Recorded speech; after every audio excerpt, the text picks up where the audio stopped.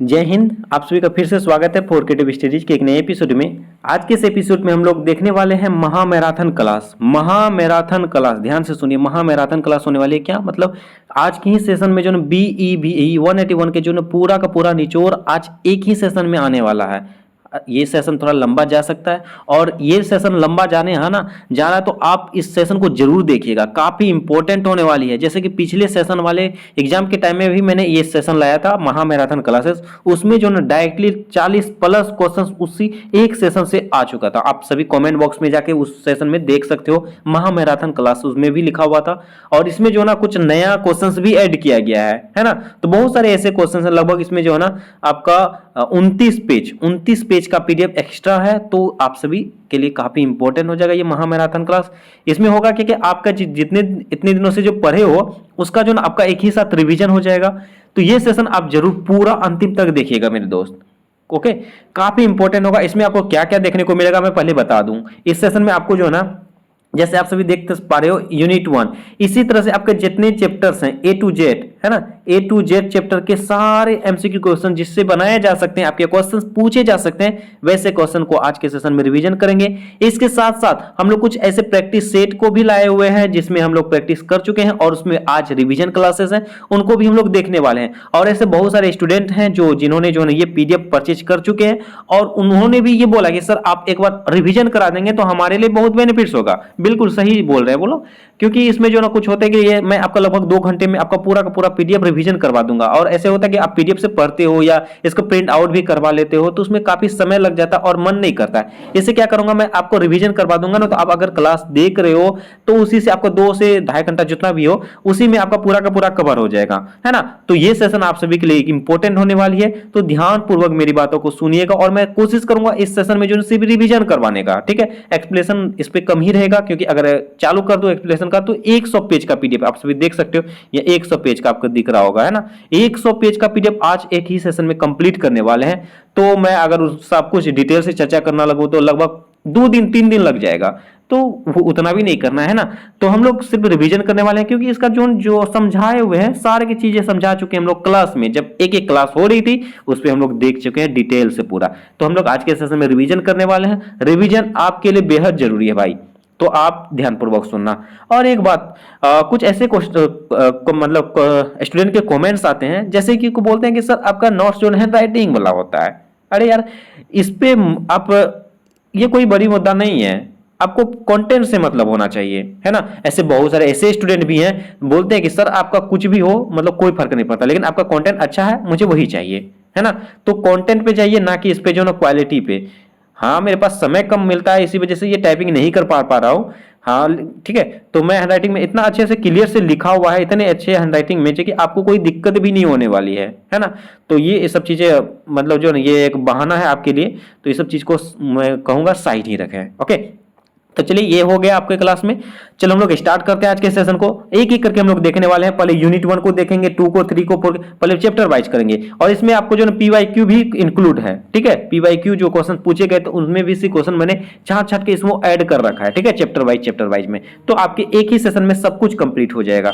तो चलिए स्टार्ट करते हैं। हम लोग थोड़ा स्पीड में मैं बोलने की कोशिश करूंगा ताकि जल्दी से जल्दी ये क्लास कंप्लीट हो जाए, ठीक है, आपका रिवीजन हो जाए, कम समय लगे, है ना। तो चलिए देखिए, पहला क्वेश्चन क्या जाता है, पर्यावरण के उदाहरण है। आपको इस तरह से भी क्वेश्चन पूछे जा सकते हैं कि पर्यावरण के निम्नलिखित में से कौन उदाहरण है। इस पे से आपको इतने सारे ऑप्शन मैंने दे रखा है, तो ये सारे के सारे जो ना पर्यावरण के ही उदाहरण है ना। इनमें से कोई भी आपके ऑप्शन में देखने को मिल सकता है, जैसे कि वायु हो गया, जल हो गया, थल हो गया, पादप हो गया, जंतु हो गया, और इसके अलावा कुछ और भी हैं, लेकिन ये सब ज्यादा चर्चा में है और आपके क्वेश्चन में लगातार ये सब पूछे जाते हैं। तो आपके ऑप्शन में इस प्रकार देखने को मिल सकता है।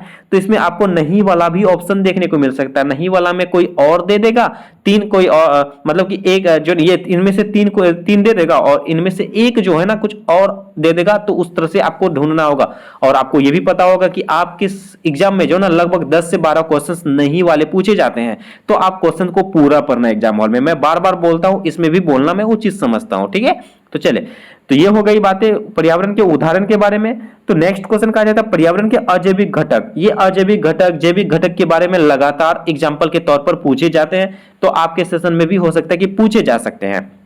तो इसमें देखिए अजैविक घटक कौन कौन से हैं, जैसे आपका प्रकाश अजैविक घटक है, तापमान, जल, वर्षण, आर्द्रता, वायुमंडलीय गैस, ये सब क्या है अजैविक घटक हैं। तो आप इसको ध्यान रखेंगे, हम लोग आगे जैविक घटक भी देखेंगे, तो आप कंफ्यूज नहीं होना, इसलिए आपको यही ध्यान में रखना होगा।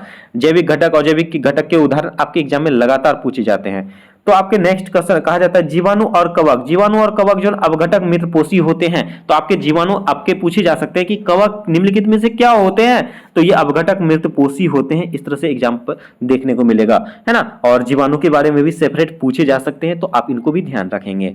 नेक्स्ट क्वेश्चन कहा जाता है पर्यावरण के जैविक घटक, अभी अजैविक घटक, उसके बाद जैविक घटक को देख रहे हैं। जैविक घटक में आ जाएगा पादप, मनुष्य, परजीवी और सूक्ष्म जीवों समेत सभी जंतु और अवघटक है। ये सब जो जैविक घटक के एग्जाम्पल हैं, है ना। ये लगातार आप देखोगे ना, मैंने अभी जो प्रीवियस ईयर के क्वेश्चन का सीरीज चलाया था उस पर भी आप देखोगे तो नेक्स्ट मतलब पिछले क्लास में उनमें भी ये क्वेश्चन देखने को मिलेगा, है ना। तो आप इनको ध्यान रखेंगे।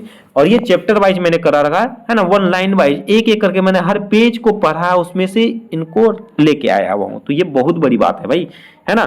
चलो नेक्स्ट क्वेश्चन क्या कहा जाता है प्राकृतिक पर्यावरण के उदाहरण है। इनमें से प्राकृतिक पर्यावरण के उदाहरण बताना है। महासागर, झील, तालाब, नदी, वन, घास, मैदान, रेगिस्तान, ये सब क्या है प्राकृतिक पर्यावरण के उदाहरण है ना। आपको निम्नलिखित पूछे जा सकते हैं, निम्नलिखित में से कौन पर्यावरण प्राकृतिक पर्यावरण के उदाहरण है या पर्यावरण प्राकृतिक पर्यावरण से संबंधित है, तो इनमें से आप कोई भी ऑप्शन देखने को मिल सकता है। ओके नेक्स्ट क्वेश्चन कहा जाएगा मानव संशोधित पर्यावरण, बागान, वृक्षारोपण, अभ्यारण्य, बाग, ये सब क्या है मानव संशोधित, ये लगातार पूछे जाते हैं मेरे दोस्त, है। तो बागान हो गया, इसमें आपको बांध भी देखने को ये मानव संशोधित और मानव निर्मित, ये दोनों में अंतर है मेरे दोस्त, है ना।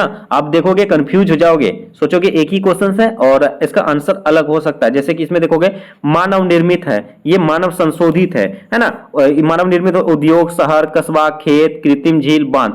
अगर आपको मान चलो और एक में देखो, ये क्वेश्चन लगातार पूछे जाते हैं और इसमें ऑप्शन 2 भी देखने को मिलता है। जैसे अगर मानव निर्मित क्वेश्चन पूछे जाए ना, अगर आपका खेत भी दे और उसके बाद बांध भी दे, तो आप ज्यादा ऑप्शन पे भार देना बांध पे, क्योंकि इग्नो वालों ने बांध पे ही आंसर बनाया है, तो बांध आप देना। मैं पिछले सेशन में भी इसका जिक्र किया था, ठीक है। तो निश्चयवाद की संकल्पना विकसित किया था। निश्चयवाद की जैसे कि ये आपका जो है ना दिसंबर 2022 में भी पूछे गए हैं, फर्स्ट क्वेश्चन यही है, आप देख सकते हो। ये भूगोल विद फ्रेडरिक रेजल जो है ना, इनके द्वारा ये जारी किया गया था, ये आपके बुक में दिया हुआ है। ये कहाँ के हैं, जर्मनी के हैं।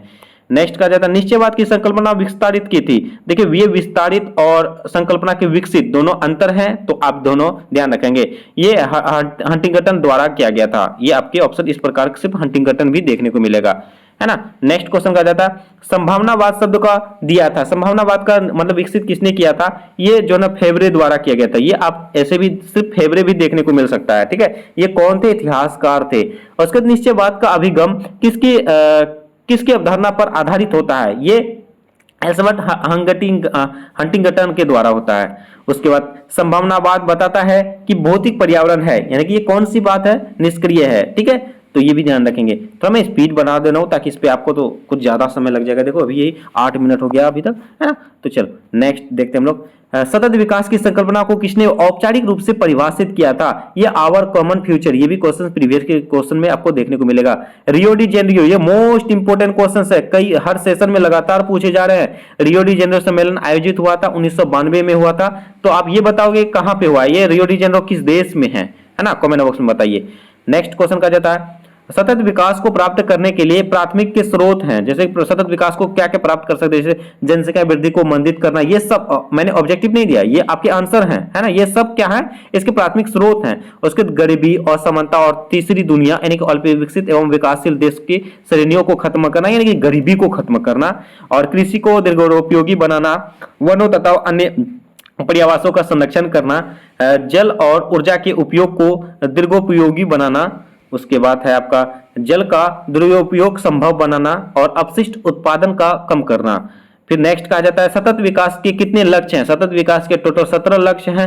ये कब हुआ था, 2016 में हुआ था, अगस्त 2016 में। और इसमें कितने देशों ने शामिल हुआ था, 193 देश शामिल हुए थे, ठीक है। इस प्रकार हम लोग का पहला चैप्टर कंप्लीट हो रहा है। नेक्स्ट चैप्टर नंबर सेकंड में पारिस्थितिक तंत्र है। पारिस्थितिक तंत्र के घटक कौन कौन से हैं, जैविक घटक और अजैविक घटक, ये दोनों के दोनों हैं पारिस्थितिक तंत्र के घटक। उसी प्रकार नेक्स्ट कहा जाता है पारिस्थितिक तंत्र में होने वाली सभी प्रक्रियाएं किस पर निर्भर होती है? ये ऊर्जा पर निर्भर होती है। जैविक घटकों का वर्गीकरण यानी ऊर्जा प्राप्त करने पर आधारित है। ये आपका प्राथमिक उत्पादक में आपका जो पादप, उपभोक्ता, उसके बाद अपघटन या अपघटन में मृतकोषी। ओके, उसी प्रकार नेक्स्ट कहा जाता है जैविक घटक को क्या कहा जाता है? जैविक घटक को जो नहीं है सजीव घटक कहा जाता है। मैं फिर से बोलता रहा हूं, ये महामैराथन रिवीजन क्लास है तो मैं स्पीड में आपको रिवीजन करवा दे रहा हूं। ओके, तो और आपको ये अगर पीडीएफ, जो पीडीएफ आप स्क्रीन पे देख पा रहे हो, इस पीडीएफ को चाहिए लेना है तो 9241077866 इस नंबर पर आप व्हाट्सएप पर कांटेक्ट कीजिए और एफसीएस टीम आपको ये प्रोवाइड करवा दिया जाएगा।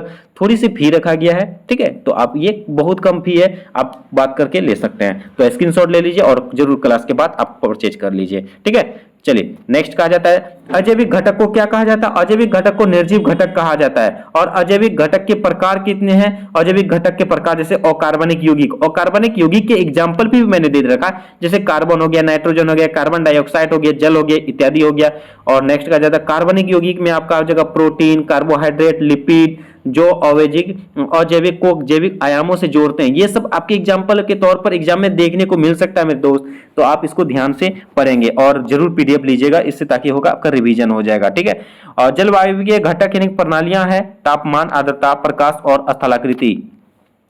नेक्स्ट कहा जाता है क्वेश्चन नंबर 7 में जीव मंडल को और किस नाम से जाना जाता है? ये पारिस्थितिक मंडल भी नाम से जाने जाते हैं। ये जीव मंडल से संबंधित लगातार सवाल पूछे जाते हैं। कहा जाता है जीव मंडल का जो एरिया कितना है, मतलब ये कितनी दूरी तक है, और हम और आप मनुष्य अपना जीवन यापन करते हैं उस क्षेत्र को क्या कहते हैं, है ना, तो जीव मंडल ही कहते हैं। और जीव मंडल के दूसरा नाम क्या है? पारिस्थितिक मंडल है ना, तो ये आप ध्यान रखेंगे। नेक्स्ट क्वेश्चन कहा जाता है जीव मंडल के मुख्य अनुमंडल कौन कौन से हैं? ये थल मंडल है, जल मंडल है और वायुमंडल है। जैसे कि ये जीव मंडल जो है ना किस अनुमंडल के अंतर्गत आते हैं? जीव मंडल जो नहीं है जल मंडल के अंतर्गत आएंगे हम लोग का, ठीक है। तो ये भी क्वेश्चन लगातार पूछे गए हैं। और आहार श्रृंखला के प्रकार हैं, आहार श्रृंखला के प्रकार है चराई आहार श्रृंखला, अपरद हेट्रेट या आहार श्रृंखला या परजीवी आहार श्रृंखला। ये सब क्वेश्चंस आपके ऑप्शन में देखने को मिल सकता है। ये तीनों के तीनों हैं, ऐसा नहीं कि इस पे ढूंढना है कौन सा सही है, ये तीनों के तीनों है मेरे दोस्त, ठीक है। तो आप नेक्स्ट कहा जाता है सबसे महत्वपूर्ण गैसीय चक्र कौन से हैं? ये जल है, कार्बन है और नाइट्रोजन चक्र हैं। इस पे आपको कोई एक ऑप्शन देखने को मिल सकता है, तो इसको भी ध्यान रखेंगे। नेक्स्ट क्वेश्चन कहा जाता है कौन सा कार्बन चक्रण में योगदान देता है? ये श्वसन, प्रकाश संश्लेषण, जीवाश्म ईंधन दहन या उपयुक्त सभी।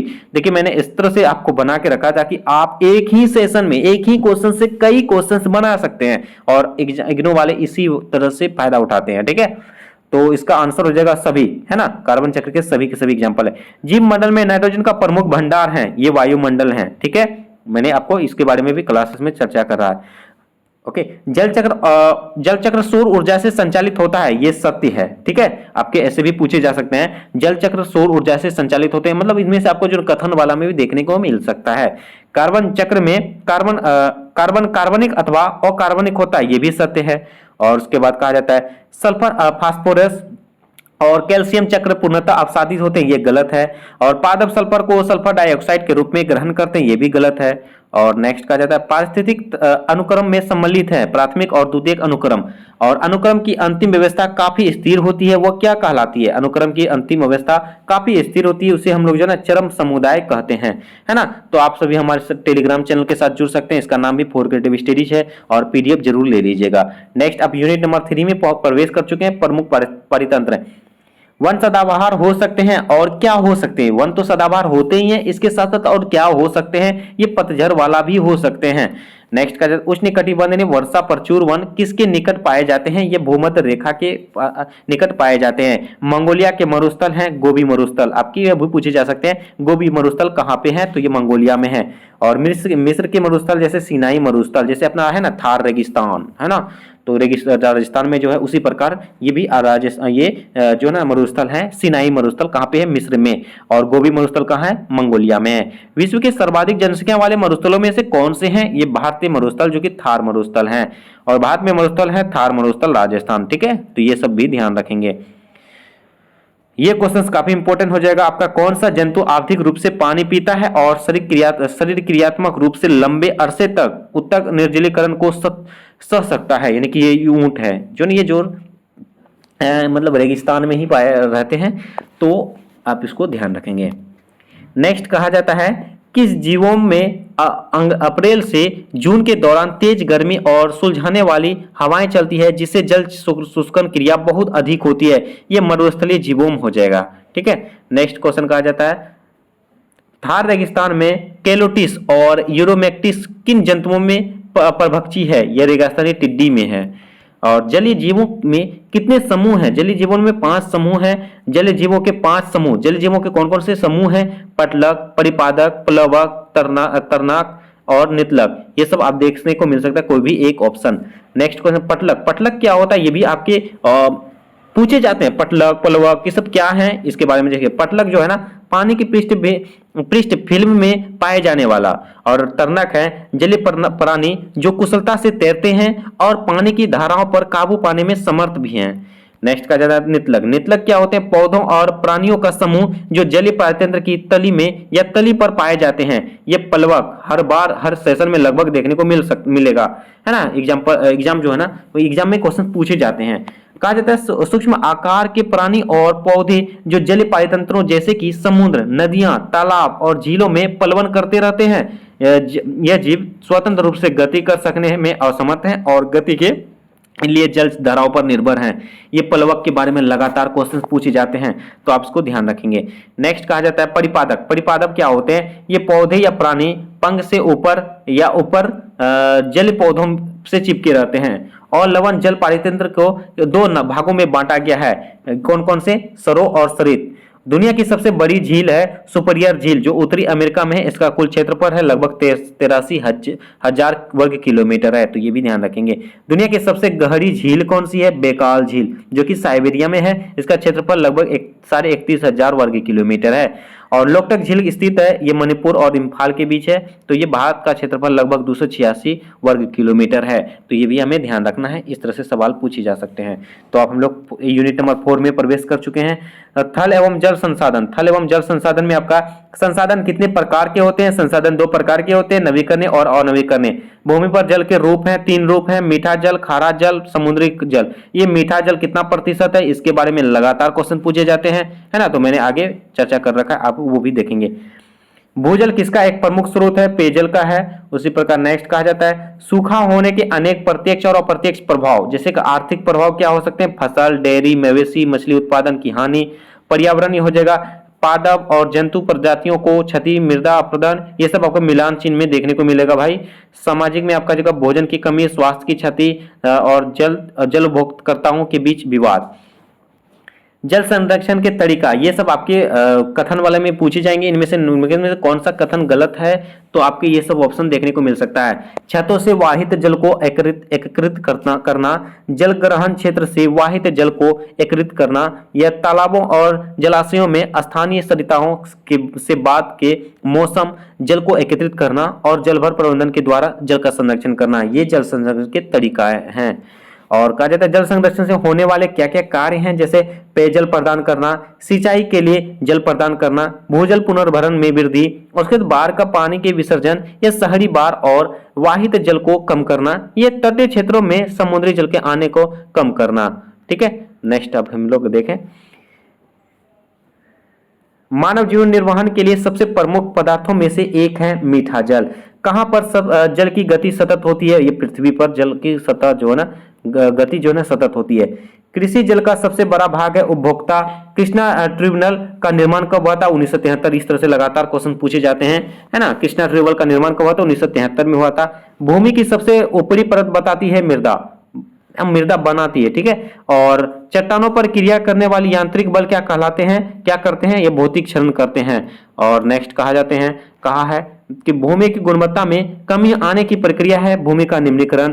जल कौन सी संसाधन है? नवीकरणीय संसाधन है ना। उसके बाद नेक्स्ट कहा जाता है भूमि कौन सी संसाधन है? ये अनवीकरणीय संसाधन है ना। नेक्स्ट क्वेश्चन कहा जाता है आप हम लोग पहुंच चुके हैं यूनिट 5। यूनिट 5 में कहा जाता है वन है तो हम हैं, वन नहीं तो हम नहीं है। ठीक है, पृथ्वी पर उपलब्ध सबसे विशाल नवीकरणीय संसाधन है वन है। भूमि की सबसे बड़ी समस्या वन अपरूपण है। वन अवरोपण के क्या क्या कारण हैं? जनसंख्या विस्फोट है, वनों में आग है, पशुओं द्वारा चराई है, या पीड़क जीवों का हमला है। ये वन अवरोपण के बारे में आप देखोगे तो लगभग 3 से 4 सेशन में अब तक एग्जाम में पूछे जा चुके हैं और यही क्वेश्चन पूछे जाते हैं। जिस तरह से आपके देखने को मिला ना स्क्रीन में ऑप्शन, यही सब ऑप्शन भी देते हैं भाई, तो आप इसको ध्यान रखेंगे। नेक्स्ट कहा जाता है वन अवरोपण के परिणाम, यानी वन अवरोपण के क्या क्या परिणाम हो सकते हैं? वन जीवों के आवासों का नष्ट होना, वनस्पति आच्छादन में कमी के कारण मृदा अपरदन में वृद्धि, या पादपों द्वारा प्रकाश संश्लेषण के द्वारा नियुक्त की जाने वाली ऑक्सीजन में कमी, या वन उत्पादों की उपलब्धता में कमी, या आपका पादप जंतु और सूक्ष्म जीवों जैव विविधता में कमी, या अधिक वाह जल और इस कारण भूजल के अत्यधिक दोहन से भूजल स्तर की कमी। ये सब आपके परिणाम हैं। ठीक है, अब यूनिट नंबर 6 में हम लोग प्रवेश किए हैं। कहा जाता है जैव विविधता मूल्य से और सेवाएं। पृथ्वी शिखर सम्मेलन, ये इंपॉर्टेंट है मेरे दोस्त, मोस्ट इंपॉर्टेंट क्वेश्चन है ये आपका जो है ना पृथ्वी शिखर सम्मेलन। ये 1992 में हुआ था रियो डी जेनेरो में। आपको बताया था रियो डी जेनेरो कहाँ पे है, ये भी आपको ऑप्शन बताना है, कमेंट बॉक्स में बताना किस देश में है। जैव विविधता के स्तर, जैव विविधता के स्तर 3 प्रकार की जैव विविधता है, आनुवंशिक, प्रजाति और पारिस्थितिक तंत्र। स्तनधारी जीव की प्रजातियां की संख्या कितना? ये क्वेश्चन भाई जब मैंने जिस सेशन में ये पीडीएफ बनाया था ना, उसी सेशन एग्जाम में क्वेश्चन पूछ दिया था, कई स्टूडेंट खुश हुए थे, वाह सर वाह, कमाल कर दिया आपने। तो वही है, स्तनधारियों की प्रजातियों की संख्या है लगभग 4500, पक्षियों की संख्या लगभग 10,000 है, उभयचरों की संख्या है लगभग 12,000, और आपको एग्जाम में पूछे गए थे, ये आगे बताता हूँ। मछली लगभग 22,000, उसके बाद कीटों की संख्या लगभग 9,60,000, और पौधों की संख्या लगभग 2,70,000, उसके बाद है जीवाणुओं की संख्या लगभग 4,000, उसके बाद विषाणुओं की संख्या लगभग 5,000 थे। ये सब आप ध्यान रखेंगे भाई, कुछ भी पूछी जा सकता है आपके लिए। तो कहा जाता है भारत की हिमालय पर्वत श्रृंखला है पूर्व से पश्चिम तक लगभग 2000 किलोमीटर तक, ये आपको पूछे जाएंगे। पूर्व से पश्चिम तक की दूरी कितना है? लगभग 2000, यानी और आप सेपरेट बोलोगे तो 2400 है। ठीक है, तो आप ये भी ध्यान रखें, लेकिन आपके इग्नू के बुक में 2000 दिए हैं, लेकिन ओरिजिनल में आप देखोगे तो 2400 किलोमीटर के आसपास है ना। तो ये ध्यान रखेंगे, आपको ऑब्जेक्टिव में दोनों भी देखने को मिल सकता है, तो कोई भी आप देख लोगे। 2000 से 2400 के बीच में अगर ऑप्शन में कोई एक भी है तो आप उसको लगा सकते हो, है ना। कहा जाता है मेपल के जंगल, अखरोट, मोरू और ओक एवं ब्लू पाइन, कर, फर और स्प्रूस जैसे अनेक शंकुधारी वृक्ष पाए जाते हैं। कहां पाए जाते हैं? शीतोष्ण क्षेत्र में। इसमें से कोई भी एक पूछे जा सकते हैं मेरे दोस्त, लगातार पूछे जाते हैं, इस पे आप इग्नोर मत करना। पीडीएफ लीजिए और इसको देखिए। दक्षिण महाद्वीप में प्रजातियां, दक्षिण महाद्वीप की कुछ प्रजातियां हैं, चीतल, सांबर, नीलगाय, चौसंगिया, बार्किंग डियर और गेर। ये सब क्वेश्चन पूछे जा चुके हैं। किस क्षेत्र की दुनिया का सबसे अधिक उपजाऊ क्षेत्र माना जाता है? गंगा के क्षेत्र को माना जाता है। ये भी क्वेश्चन प्रीवियस क्वेश्चन में पूछे गए हैं। और अंडमान और निकोबार द्वीप उत्तर दक्षिण अभिविन्यास के साथ कितने द्वीपों तक एक लंबा समूह है? 348 द्वीपों तक का है। मेयर्स ने दुनिया भर में कुल कितने क्षेत्रों का हॉटस्पॉट की पहचान की है? टोटल 18। कब किया था? 1988। आपको यह भी ध्यान रखना है कि हॉटस्पॉट की पहचान किसने दिया था? मेयर्स ने दिया था। कब दिया था? 1988 में दिया था। और आपको ऐसे पूछे जाते हैं इसमें जो ना निम्नलिखित में से कौन हॉटस्पॉट के स्थान नहीं है, तो आप 18 के 18 नामों को आप ध्यान रखेंगे। हालांकि मैंने पीडीएफ पे दे रखा, आगे आपको मिल जाएगा। जैव विविधता शब्द को किसने दिया था? ये लेब्जोव ने दिया था, थॉमस लेब्जोव 1980 में। ठीक है, तो ये भी ध्यान रखेंगे। चलो नेक्स्ट कहा जाता है, अभी हम लोग 14 पेज पे पहुंचे हैं, 105 तक पहुंचना है भाई, स्पीड तो बढ़ाना होगा। भारत विभिन्न कारणों से दुनिया का विशाल विविधता वाला देश है, अर्थात 4 हॉटस्पॉट भी हैं। भारत में कुल 4 हॉटस्पॉट है, जैसे अभी चर्चा किया था मैंने, टोटल 18 हॉटस्पॉट हैं। 18 हॉटस्पॉटों में 4 भारत में है। 4 में से कौन कौन है? जैसे कि इसमें देखिए 26 मान्यता प्राप्त स्थानीय केंद्र है, 2 विशाल क्षेत्र हैं और 3 बायोम और 10 जैव भूखंड में। ये क्वेश्चंस आपको देखो हूबहू, ये क्वेश्चंस आपके आई थिंक 2022 के जून में या दिसंबर 2022 के जून में, अभी मतलब सेपरेट याद नहीं आ रहा, लेकिन ये क्वेश्चन डायरेक्टली हूबहू पूछा गया था भाई। कितने कितने कितने कितने कितने कितने कितने किसमें है, तो ये ध्यान रखेंगे। दुनिया में कितने क्षेत्रों को हॉटस्पॉट क्षेत्रों में दायरे में रखा गया है? 34, लेकिन और सेपरेट बोले तो 18 ही है ना। तो आप क्वेश्चन पे भी ध्यान रखेंगे। यूनिट नंबर 7 में पहुंच चुके हैं। ऊर्जा की मांग कितने वर्षों में दोगुनी हो जाती है? 14 वर्षों में। ऊर्जा के स्रोत हैं, 2 स्रोत हैं, पारंपरिक और गैर पारंपरिक। पारंपरिक ऊर्जा के कुछ उदाहरण हैं, जैसे कि प्राकृतिक तेल ऊर्जा, गैस ऊर्जा, कोयला ऊर्जा, जल विद्युत या हाइड्रो पावर ऊर्जा या परमाणु ऊर्जा। नेक्स्ट का गैर पारंपरिक ऊर्जा के एग्जाम्पल हैं, ये सब क्वेश्चन पूछे जाते हैं। जीव मात्रा ऊर्जा, सौर ऊर्जा, फ्यूल सेल ऊर्जा और भूतापीय ऊर्जा, सह उत्पादन ऊर्जा, पवन ऊर्जा, है ना, ये सब आपके ऑप्शन में देखने को मिल जाएगा मेरे दोस्त। ठीक है।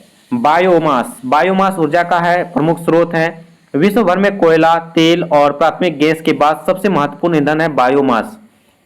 नेक्स्ट कहता है बायोमास वायुमंडल के क्या नहीं करता है, ये कार्बन डाइऑक्साइड का उत्सर्जन नहीं करता है। कौन सबसे आसानी से उपलब्ध ऊर्जा की स्रोत है, सौर ऊर्जा। भूतापीय ऊर्जा का अर्थ है पृथ्वी से प्राप्त ताप। ठीक है। उसका नेक्स्ट का जन पवन ऊर्जा का उपयोग सैकड़ों वर्षों से, यानी कि पवन ऊर्जा का उपयोग किस तरह से, तो नौकायन, अनाजों की पिसाई और सिंचाई, ये सब आपके एग्जाम में पूछे जा चुके हैं। और बायोमास का उपयोग मुख्यतः करते हैं खाना पकाने में, अंतर्राष्ट्रीय सौर संधि की स्थापना में, जो कि इसके अंतर्राष्ट्रीय सौर संधि की स्थापना कब हुई थी, 2015 में हुई थी। और पारंपरिक स्रोत के कुछ एग्जाम्पल हैं जैसे कि तेल, गैस, कोयला और हाइडल के द्वारा ऊर्जा उत्पादन, कृषि, उद्योग और जनसंख्या में वृद्धि के कारण होने वाली वर्तमान मांग में कमी की गई कहीं कम है। सौर ऊर्जा है, सौर ऊर्जा आपका जैसे कि इसमें कौन सा है, नवीकरणीय और गैर पारंपरिक ऊर्जा। ठीक है। और उसी प्रकार कहा जाता है नेक्स्ट में आपका रहेगा पादप अपने भोजन का निर्माण निम्न उपयोग से करके करते हैं, सौर ऊर्जा के माध्यम से करते हैं। कहा जाता है गैर पारंपरिक ऊर्जा के स्रोत का उपयोग यह सस्ता और प्रदूषण मुक्त दोनों हैं। ठीक है। और नेक्स्ट कहा जाता है, ये तो कट गया कोई बात नहीं, मानव धारण क्षमता के मापन, ये दो मापन हैं, जैव भौतिक धारण क्षमता और सामाजिक धारण क्षमता। और भारत विश्व की कुल ऊर्जा के लगभग 3% भाग का उपयोग करता है। देखिए ये भी ध्यान रखेंगे, ऑप्शन में आपके एग्जाम में पूछे जाते हैं। चलिए नेक्स्ट कहा जाता है question number unit number 8। Unit number 8 में कहा जाता है जैव विविधता, खतरे और संरक्षण। जैव विविधता की हानि में के मुख्य कारण इनमें से कौन कौन से हैं, भूमि उपयोग में बदलाव, वातावरण में कार्बन डाइऑक्साइड के स्तर में बदलाव या बदलती जलवायु, जैविक आक्रमण, नाइट्रोजन का जमाव। ठीक है। ये सब आपका जैव विविधता के एग्जाम्पल हैं। भंगुर अधिवास के कुछ महत्वपूर्ण अधिवास जैसे कोरल रीफ, ये भी आपको पूछे जाएंगे भंगुर अधिवास के बारे में। महासागर के द्वीप और पर्वतों के शिखर, अधिवास विनाश होने के महत्वपूर्ण कारण में आपका जैसे आपका हो जाएगा भूमि उपयोग, जंगलों को काटना, मत्स्य संवर्धन के लिए मैंग्रोव स्थानों का विनाश, कोरल का खनन और विनाश, भूमि उपयोग के लिए झीलों का रूपांतरण या इमारती लकड़ी और जलावन लकड़ी का बहुत अधिक इस्तेमाल, या अधिवासों का मनुष्यों द्वारा जलाना, या नदियों के बांध या मीठे पानी के जलाशयों की तलछट और कीचड़। ठीक है, का जमाव। उसके नेक्स्ट कहा जाता है प्रजातियों के चयनात्मक विनाश का आदर्श उदाहरण है ये आपका यात्री कबूतर। ठीक है, ये यात्री कबूतर जो है ना, ये जो है ना प्रजातियों की चयनात्मक विनाश का एक मुख्य कारण क्या है, यात्री कबूतर का जो है ना, ये आपके प्रीवियस के क्वेश्चन में पूछे गए हैं। पशुओं की प्रजाति के तेजी से विलुप्त होने का क्या कारण है, पशुओं का पालतू बनाना। और अधिवास के परिवर्तन का कारण हो सकता है इसमें से देखिए मूल आवास का विखंडन, प्रदूषण और प्रजातियों के संयोजन के में मनुष्यों द्वारा बदलाव, ये सभी के सभी हैं। नेक्स्ट कहा जाता है शिकार के प्रकार 3 प्रकार हैं, वाणिज्यिक शिकार, निर्वाह शिकार, खेल के रूप में शिकार। बांध अभयारण्य परियोजना कब से लागू किया गया था, ये भी क्वेश्चन पूछे गए हैं। 1 अप्रैल 1973 को। मगरमच्छ के प्रकार 3 प्रकार हैं, मीठे पानी का मगरमच्छ, खारे पानी का मगरमच्छ तथा घड़ियाल। भारत में जैव मंडल भंडारों की संख्या कितनी है, टोटल 18 हैं, ये पूछे गए हैं, आप ध्यान रखेंगे। बही स्थल में प्रयुक्त कुछ महत्वपूर्ण तकनीकों का यहाँ वर्णन किया गया है, जैसे कि आपका जगह बंधक स्थिति में प्रजनन, भ्रूण भंडारण और प्रौद्योगिकी हस्तांतरण, कृत्रिम विनिवेचन या कायिक कोशिका फ्लोइंग या आपका पालन पोषण करना, स्थानांतरण, स्थापन या आपका हो जाएगा पुनः स्थापन। ठीक है, पुनः स्थापन, ये सब एग्जाम्पल हैं। निम्न में से कौन आनुवंशिक बीमा देता है, आनुवंशिक बीमा कौन देता है, ये बीज बैंक देते हैं। ये भी क्वेश्चन पीवाईक्यू में पूछे गए हैं। ठीक है, नेक्स्ट क्वेश्चन कहा जाता है, नेक्स्ट आपका कृत्रिम विनिवेचन उपयोगी होता है, ये जो है ना सभी में होता है, जैसे कुत्ते, बिल्ली, हाथी, सांप। ठीक है, आपका बहिर्स्थल अच्छा कृत्रिम विनिवेचन, ये जो आपका यहाँ पे मैंने टिक नहीं लगाया, सॉरी, ये तो ऑप्शन वाला था ना, ये हाथी हो जाएगा। ठीक है, तो ये ध्यान रखेंगे। बहिस्थल संरक्षण के स्थान है वनस्पति उद्यान पार्क, ये आपको एग्जाम में पूछे गए हैं। बीज बैंक और उत्तक संवर्धन पादप संरक्षण की महत्वपूर्ण विधियां हैं। आप यूनिट नंबर हम लोग 9 में पहुंच चुके हैं। प्रदूषक की श्रेणी दो श्रेणी है, अजैव निम्नीकरण प्रदूषक और जैव निम्नीकरण प्रदूषक। पर्यावरण घटकों को संदूषित करते हैं तो वे क्या कहलाते हैं? प्रदूषण कहलाते हैं। उसी प्रकार प्लास्टिक कैसा प्रदूषण है? प्लास्टिक प्रदूषण जो अपघटित ना होने वाला है, ये प्लास्टिक जो अपघटित नहीं होता है, तो ये भी ध्यान रखेंगे। छोटे कणकीय में क्या उपशोषित हो जाते हैं? ये सल्फर डाइऑक्साइड होते हैं। प्रदूषक के प्रारूप, प्रदूषक के तीन प्रारूप हैं, प्राकृतिक प्रारूप प्रदूषक, या प्राथमिक प्रदूषक, या आपका द्वितीयक प्रदूषक। भोपाल गैस त्रासदी कब हुआ था? ये क्वेश्चंस काफी इंपॉर्टेंट है, कई बार पूछे जा चुके हैं। तो आपका ये 1984 में हुआ था, जो कि 1969 में एक फैक्ट्री बना था और 1979 में मिथाइल आइसोसाइनेट इसमें का उत्पादन करा था। और आपको ऐसे भी पूछे जा सकते हैं कि भोपाल गैस त्रासदी में जो है कौन से गैस का उत्पादन किया जाता था? ये मिथाइल आइसोसाइनेट का होता था। ये कब बना था फैक्ट्री? 1969 में हुआ था। और ये विस्फोट, ये जो ना त्रासदी कब हुआ था? 1984 में हुआ था, जो काफी भयानक था, है ना, दर्दनाक था। कहा जाता प्राकृतिक प्रदूषक, जैसे इसमें पौधों की वाष्पशील कार्बनिक यौगिक और प्रकाश रासायनिक अपचायक यानी नाइट्रोजन एवं हाइड्रोकार्बन में ऑक्साइड। उसके बाद अम्लवर्षण मानव जनित क्रियाकलापों द्वारा। वायुमंडलीय उत्क्रमण, ठंडी हवा के ऊपर उष्णतर वायु एक अस्थायी परत। और भोपाल गैस त्रासदी मिथाइल आइसोसाइनेट यानी कि MIC, ठीक है। और जल प्रदूषकों के प्रारूप, जैविक कारक, रासायनिक कारक, भौतिक कारक। और मैं फिर से आपको रिपीट कर दे रहा हूं, एक सेशन आपके लिए रिवीजन की है। तो बहुत सारे स्टूडेंट बोलेंगे सर कुछ समझाते नहीं हो। यार क्या समझाऊं उसमें, रिवीजन क्लास है, आपको शुरुआत में बताया, थंबनेल में भी बताया, ठीक है। तो ये भी ध्यान रखेंगे। हमारे स्वास्थ्य और एवं जलीय जीवन को जीवित रखने के लिए क्या जोखिमपूर्ण है? यह प्रदूषित जल। और नेक्स्ट कहा जाता है देश के अनेकों स्तर पर जल संसाधन की गुणवत्ता की निगरानी करता है CPCB। और आप क्या करोगे? CPCB का जो ना फुल फॉर्म भी ध्यान रखोगे। नेक्स्ट कहा जाता है भूभाग के जंगलों के काटने से प्राकृतिक जीव जंतु एवं पेड़ पौधों को नष्ट किया जाता है। और जैव संचलन का अर्थ आहार श्रृंखला में प्रदूषण का प्रवेश है। और ध्वनि प्रदूषण अभिशाप को प्रभावी रूप से नियंत्रित करने के लिए जागरूकता, उत्प्रेरणा एवं कानून बनाने की आवश्यकता है। यूनिट 10 में आपका हम देखते हैं कचरे को कितने श्रेणी में विभाजित किया जाता है? कचरे को 4 श्रेणी में विभाजित किया जाता है। कार्बनिक अपशिष्ट, पुनर्चक्रणीय या दूषित या विषाक्त अपशिष्ट।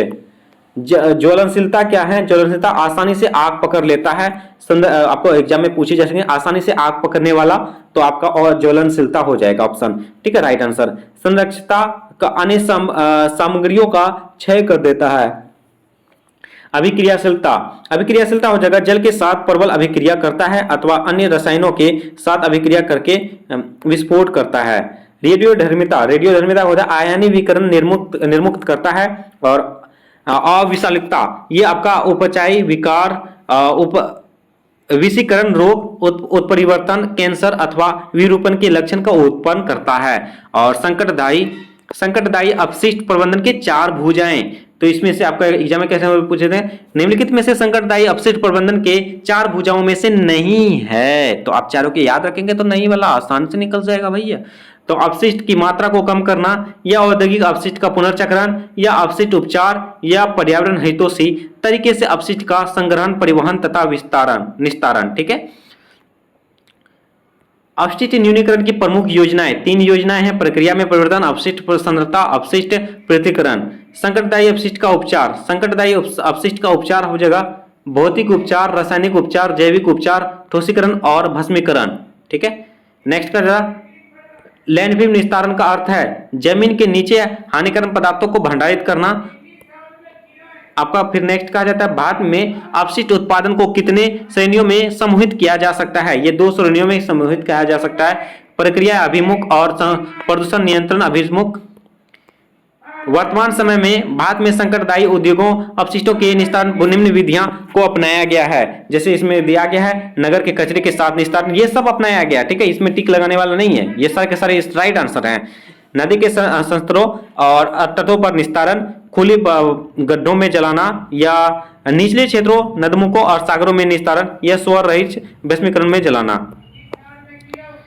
आपका कहा जाता है अनुप्रयुक्त अपशिष्ट वियोजन का प्रमुख संकट है मृदा तथा भूजल, और अधिकांश देशों में अपशिष्ट के वर्गीकरण के लिए एक निष्ठ सूची प्रणाली को अपनाया जाता है और अस्पताल के अपशिष्ट का भस्मीकरण करना चाहिए। ठीक है, अस्पताल में जो है अपशिष्ट का भस्मीकरण रेगुलर करना चाहिए।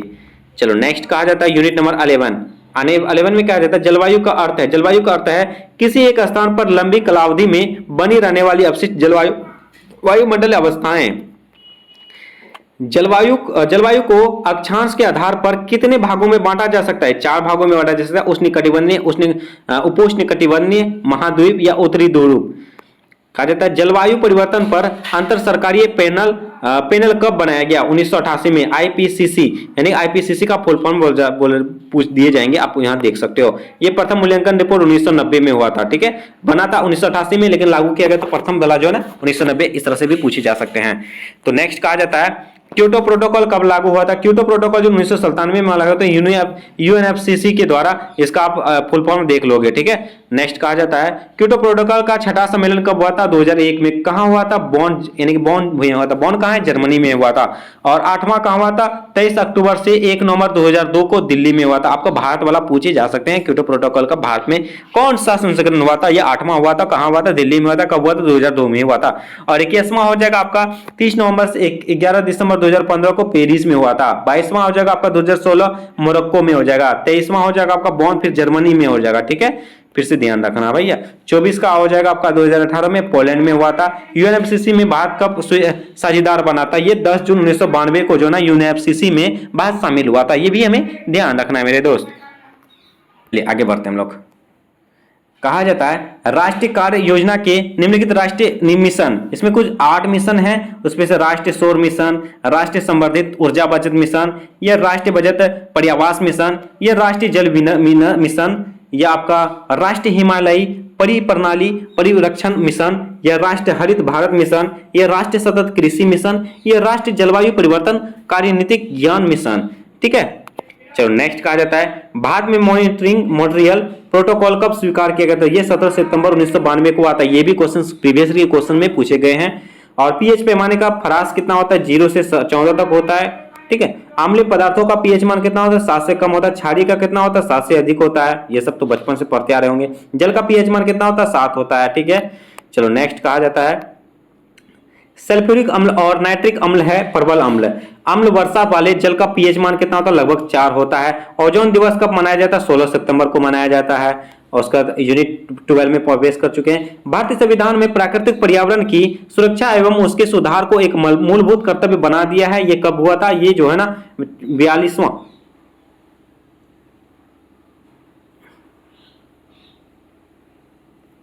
ठीक है, 42वां और 1976 में ये क्वेश्चन पूछे गए थे आपके एग्जाम में। और कहा जाता है किस अनुच्छेद के अंतर्गत राज्य सरकार द्वारा यह प्रयास किया जाएगा कि यह पर्यावरण की सुरक्षा करे और सुधार करे? ये अनुच्छेद 48 का ए में पूछे गए हैं, बताए गए। और आपको हूबहू भाई, हूबहू 2022 या 23 नहीं 22 या 23 में पूछे गए थे हूबहू। ये जिस तरह से मैंने लिखा है ना सेम टू सेम पूछा गया था। ठीक है, तो ध्यान रखना। भारत में पर्यावरण विभाग की स्थापना हुई थी 1980 में। इसका थीम क्या था? देश का पर्यावरण स्वस्थ बना रहना। ठीक है, 1985 में पर्यावरण विभाग ने क्या बदलाव किया? ये विभाग पर्यावरण एवं वन मंत्रालय में बदल दिया। ये विभाग जो है ना पर्यावरण एवं वन मंत्रालय में बदल दिया। पहले क्या होता था? पर्यावरण विभाग होता था। तो अब क्या किया? पर्यावरण विभाग का नाम को बदल करके पर्यावरण एवं वन मंत्रालय। ठीक है, तो ये ध्यान रखेंगे। 2014 में पर्यावरण एवं वन मंत्रालय में क्या बदलाव हुआ था? इसका नाम बदल दिया था पर्यावरण एवं वन जलवायु परिवर्तन। फिर से ये ध्यान रखना भैया कब हुआ था। और बाद में लागू हो रहे 4 नियम, बाद में लागू हो रहे 4 नियम हैं, जैसे कि जल अधिनियम 1974 में हुआ था, वायु अधिनियम 1981 हुआ था, वन एवं वन्य जीव अधिनियम 1972 और 1982 में, सामान्य अधिनियम 1986। ये सब आप ध्यान रखेंगे भाई, ये सब पूछे जाते हैं। स्टॉकहोम में आयोजित पर्यावरण एवं विकास पर संयुक्त राष्ट्र द्वारा आयोजित समझौता कब हुआ था? 1972 में हुआ था। पृथ्वी शिखर सम्मेलन जून 1992 रियो डी जेनेरो जो ब्राजील में पड़ता है, पहले भी पूछा था मैंने।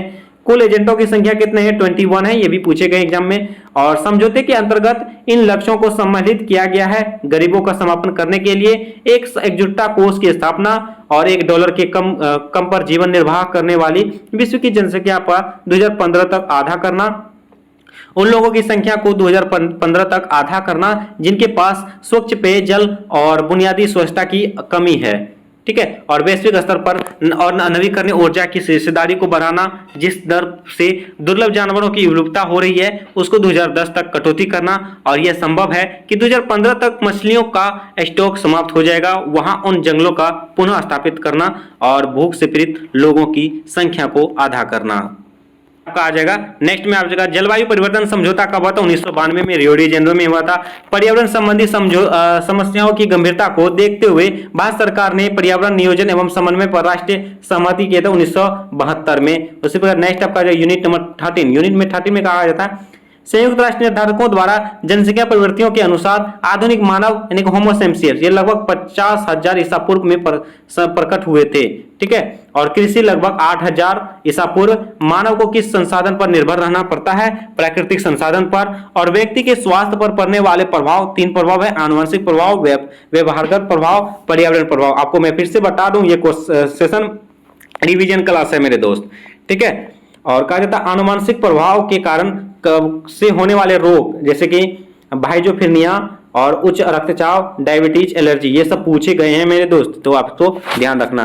पर्यावरण प्रभाव जैसे कि विष और रासायनिक हैं, ये आपको मिलान चिन्ह में पूछे जाएंगे। विकिरण आपका शारीरिक या भौतिक हो गया, तनाव मनोविज्ञान हो गया, सूक्ष्म जैविक हो गया, अपेक्षा जो सामाजिक हो, ये आपका दिसंबर 2022 क्वेश्चन में हूबहू पूछा गया था मेरे दोस्त, है ना।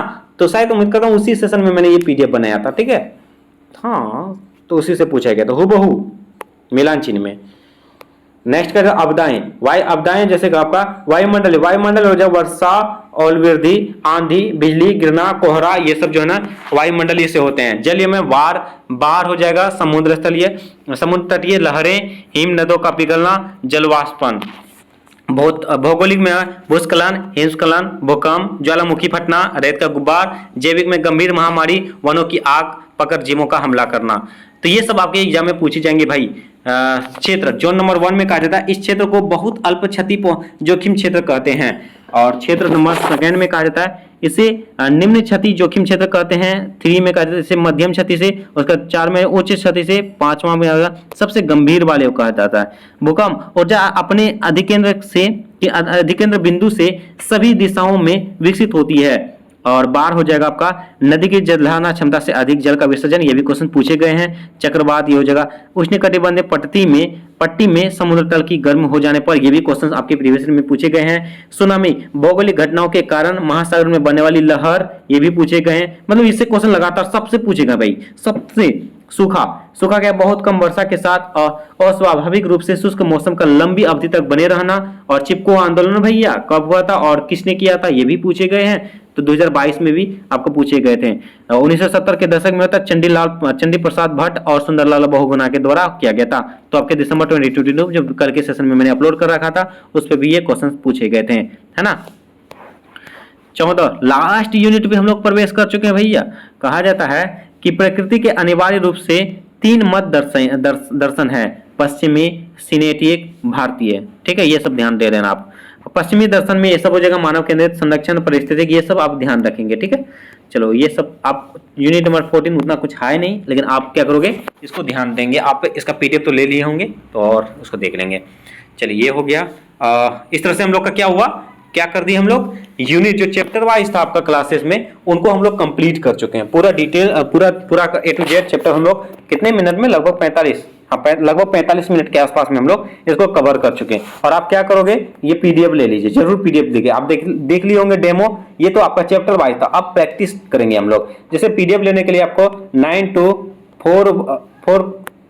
1 मिनट देखिए 9241077866 ये आपका एफसीएस टीम का व्हाट्सएप नंबर है। आप इस पर कॉन्टैक्ट करके ले सकते हैं व्हाट्सएप पर, ठीक है। Only WhatsApp, no calling, okay. तो आप व्हाट्सएप पे इसको कांटेक्ट करके ले सकते हो। चलो यहाँ तक की बात होगी। हम लोग चलो प्रैक्टिस करते हैं, है ना। स्पीड में करेंगे हम लोग। अब हम लोग का कितना पेज में आ चुके हैं, 38 में आ चुके हैं। बहुत ही है, कम ही है, आधा के आसपास पहुंच गए हैं। पर्यावरण एवं वन मंत्रालय का सृजन कब किया गया था? ये 1985 में किया गया था। महाद्वीपीय तथा महासागर किस श्रेणी के उच्चावच है? ये प्रथम श्रेणी के। स्पीड में हम लोग बोल रहे हैं क्योंकि ये रिवीजन क्लास है भैया। कोई मत बोलना कि सर इतना स्पीड में क्यों बोलते हो, स्पीड में ही बोलना पड़ेगा भाई। अब 100 पेज अभी तक 38 ही पहुंचे, 45 मिनट हो चुका है ना, तो मुझे स्पीड में बोलना होगा, क्योंकि मेरी भी एनर्जी चाहिए ना भैया, है ना। पर्यावरण किसी जीव का चारों ओर गिरे भौतिक एवं जैविक घटना दशाएं एवं उनके साथ अंतः क्रिया को सम्मिलित करता है। ये किसका परिभाषा है? ये पर्यावरण एवं संरक्षण अधिनियम 1986 का परिभाषा है। सभी जीवित जीव अपने निर्वहन और जीवन के लिए अपने तात्कालिक पर निर्भर करते हैं, ये मौसम होते हैं। पर्यावरण को विकास के साथ कब जोड़ा गया था? ये चौथी पंचवर्षीय योजना के तहत जोड़ा गया था। पर्यावरण को विकास के साथ कब जोड़ा गया था? चौथी पंचवर्षीय योजना के साथ जोड़ा गया था। अब देखिए नेक्स्ट कहा जाता है, भारत में धारणीय विकास के दृष्टिकोण में विद्युत उत्पादन का सबसे अच्छा स्रोत है, ये जल क्षेत्र है। खाद्य श्रृंखला के आधार पर जीवधारी होते हैं, ये प्रकाश संश्लेषी पादप होते हैं। और कहा जाता है पारिस्थितिक तंत्र में ऊर्जा का प्रभाव होता है, यह निचले से उच्च ऊर्जा के स्तर की ओर।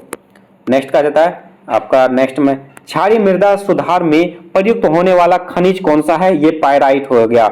जैव विविधता के साथ साथ मनुष्य के परंपरागत जीवन के संरक्षण के लिए सबसे महत्वपूर्ण रणनीति निम्न में से किस पर एक स्थापना की निर्मित है? ये जीव मंडल निश्चय रिसर्च के माध्यम से है। आपका नेक्स्ट कहा जाता है भारत में किस राज्य में विश्व का सबसे बड़ा बेराइट्स खनिज भंडार है? ये आंध्र प्रदेश में है। भारत में सबसे बड़ा जो है ना बेराइट्स खनिज भंडार यहाँ आंध्र प्रदेश में, एपी में है।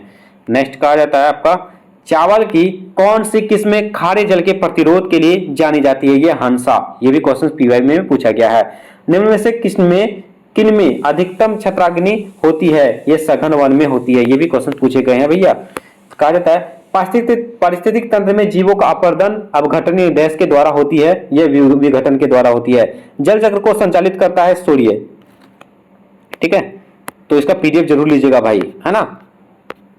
क्वालिटी पे मत जाइए, क्वांटिटी पे जाइए, बस यही कहूंगा। निम्न में से सबसे बड़े पारिस्थितिक तंत्र का नाम क्या है? समुद्र। निम्न में से कौन सा पारिस्थितिक तंत्र का अजैविक घटक नहीं है? पौधे। सबसे अधिक जैव विविधता किस क्षेत्र में पाई जाती है? उष्णकटिबंधीय वन में। किसमें और जिसमें प्रकाश संश्लेषण की क्रिया होती है उसे क्या कहते हैं? उसे उत्पादक कहते हैं। ठीक है, चलो नेक्स्ट कहा जाता है मिनीमाता रोग किसके कारण होता है? सीसा के कारण होता है। निम्न में से कौन सा अम्ल वर्षा का प्रमुख कारण है? Sulphur dioxide. कहा जाता है ओजोन परत किस हानिकारक किरण को अवशोषित करती है? पराबैंगनी किरण को। त्वचा का कैंसर किस हानिकारक किरण के कारण होता है? पराबैंगनी किरण के कारण होता है। सीएनजी का पूर्ण नाम, ये सीएनजी का पूर्ण नाम पूछे गए थे। कंप्रेस्ड स्पेलिंग आप देख लोगे, और नेचुरल गैस। ठीक है, COMPRESSED और नेचुरल गैस NATURALGAS। ठीक है, मैंने अब क्लियर से लिख दिया है। नेक्स्ट कहा जाता है आपका वायुमंडल में औसत ताप में नियंत्रण वृद्धि क्या कहलाते हैं? भूमंडलीय तापन कहलाते हैं। नेक्स्ट कहा जाता है आपका नेक्स्ट आपका रहेगा जीव मंडल का थलीय भाग। जीव मंडल का थलीय भाग जो है अनेक क्षेत्रों में विभाज्य हैं, जिन्हें डैश कहते हैं। वे विशाल परिस्थिति तंत्र बनाते हैं, जीवोम बनाते हैं। नेक्स्ट कहा जाता है नेक्स्ट क्वेश्चन नंबर 2 में पर्यावरण अध्ययन हमें पर्यावरण की जानकारी देता है। ए और बी दोनों, मतलब कि संरक्षण और सुरक्षा के बारे में हमें जानकारी देता है कौन? पर्यावरण। और वायुमंडल की वायु सजीवों को डैश प्रदान करती है? ऑक्सीजन प्रदान करती है। औसतन किसी भी जीव के देहभार के कितना प्रतिशत जल होता है? 80% होता है देहभार में, मतलब हमारी बॉडी में लगभग 80% पानी होते हैं। नेक्स्ट कहा जाता है पारिस्थितिक तंत्र में होने वाली सभी प्रक्रिया किस पर निर्भर होती है? ये ऊर्जा पर निर्भर होती है। विश्व मृदा दिवस कब मनाया जाता है? ये 5 दिसंबर को विश्व मृदा दिवस मनाया जाता है। पर्यावरण का भौतिक संगठन निम्न में से कौन से नहीं है? सूक्ष्म जीव है। ये सब नहीं वाला भी पूछे गए, देखिए मैंने इस तरह से ऐड कर रखा है। नेक्स्ट कहा जाता है क्वेश्चन नंबर 13 व्यापक रूप से पर्यावरण के घटक होते हैं। ए और बी दोनों, यानी जैविक और अजैविक दोनों होते हैं। और सबसे महत्वपूर्ण जलवीय कारक जो जीवोम की सीमा का निर्धारण करते हैं क्या कहलाते हैं? तापमान और प्रकाश। ठीक है, और कहा जाता है डाइक क्या होता है? ये भी क्वेश्चन पूछे गए हैं, पीवाई में देखने को मिलेगा। ज्वालामुखी निर्मित आंतरिक स्थलाकृति, ज्वालामुखी निर्मित आंतरिक स्थलाकृति जो है ना डाइक कहलाता है। उसके बाद वन्यजीव संरक्षण अधिनियम 1972 किसके शासनकाल में प्रारंभ किया गया था? ये इंदिरा गांधी के काल में। आपको 1972 में कौन प्रधानमंत्री थे? इंदिरा गांधी प्रधानमंत्री थी, तो उसी के शासनकाल में ये वन्यजीव संरक्षण अधिनियम लागू किया गया था। नेक्स्ट क्वेश्चन आपका रहने वाली है जीवों में कौन सी पोषक मात्रा अधिक होती है? ये बृहद पोषक तत्व। उसके बाद भूगोल के आदि स्वरूप में पर्यावरण का अध्ययन केवल सीमित था प्रकृति के आंतरिक स्वरूप तक। उसके बाद निम्न में से किस स्थल का रूप को सभ्यता का पालना कहा जाता है? ये मैदान हो जाएगा। उसके बाद नेक्स्ट में कहा जाता है लोयस का पठार क्या होता है? ये पवनकृत होता है। लोयस का पठार क्या होता है? पवनकृत होता है। अब देखो कुछ हम लोग और इंपॉर्टेंट क्वेश्चन को देखने आ रहे हैं। वायुमंडल में ओजोन परत हमारी रक्षा किन कारणों से करती है? पराबैंगनी किरणों से हमें रक्षा करती है। पराक्सीटिसिटी क्या है? ये वायु प्रदूषक है ना। नेक्स्ट कहता है ग्रीन हाउस प्रभाव के कारण पृथ्वी का तापमान क्या होता है? ये बढ़ता है। भारत में सबसे अधिक वन किस प्रदेश में है? मध्य प्रदेश में। भारत में सबसे ज्यादा वन कहाँ है? मध्य प्रदेश में। उसी प्रकार का वायुमंडल में कौन सी गैस सर्वाधिक पाई जाती है? ये नाइट्रोजन पाई जाती है। हमें इसमें फॉलो जरूर करें भैया।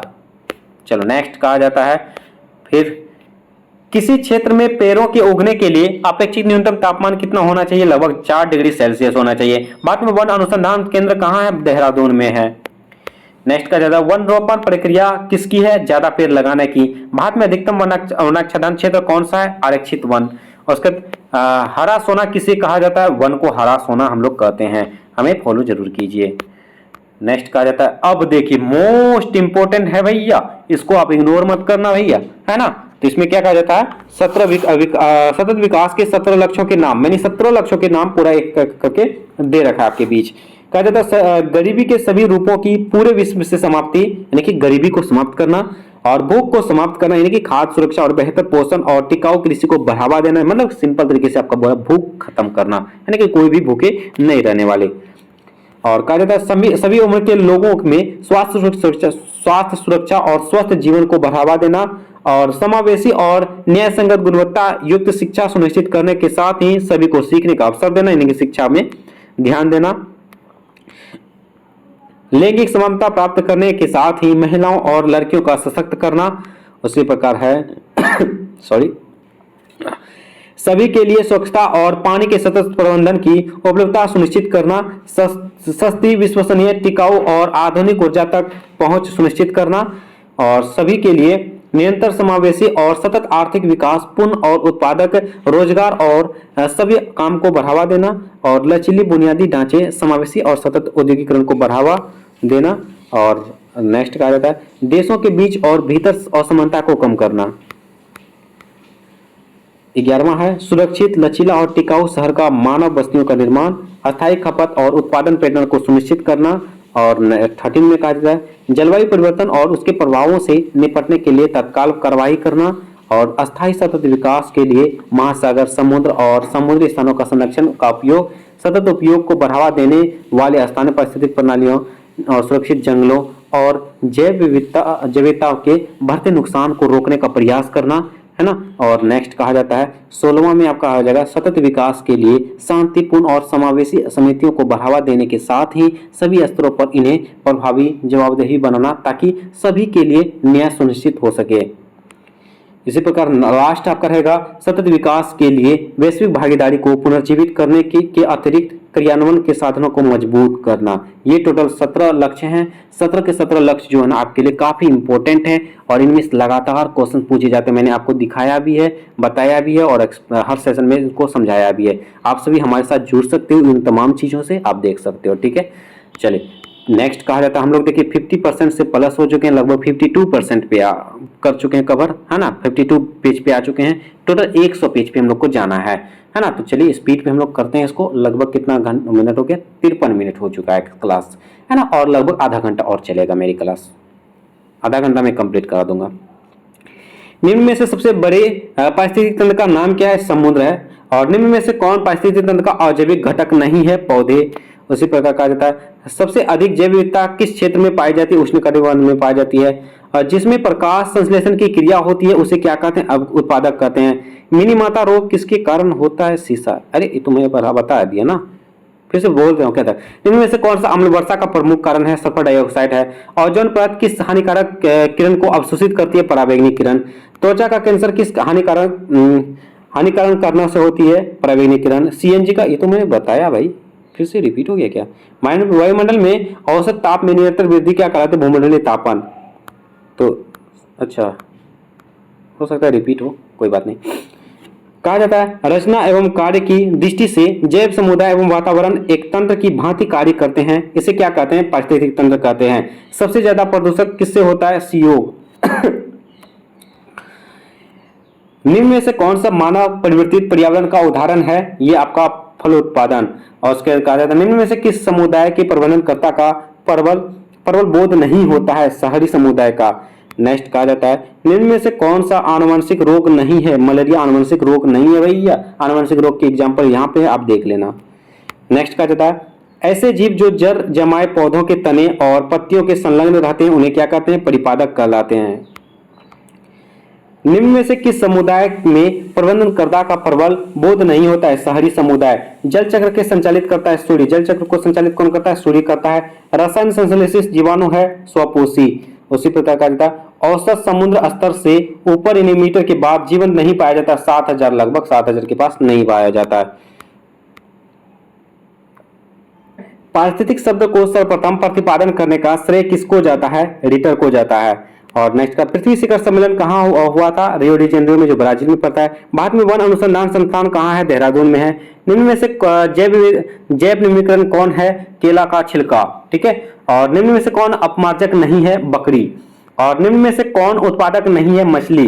और निम्न में से कौन तृतीय उपभोक्ता है? भालू। ठीक है, मैं स्पीड में बोल रहा हूँ भैया, रिवीजन क्लास है, मैं रिवीजन करवा रहा हूँ। ठीक है।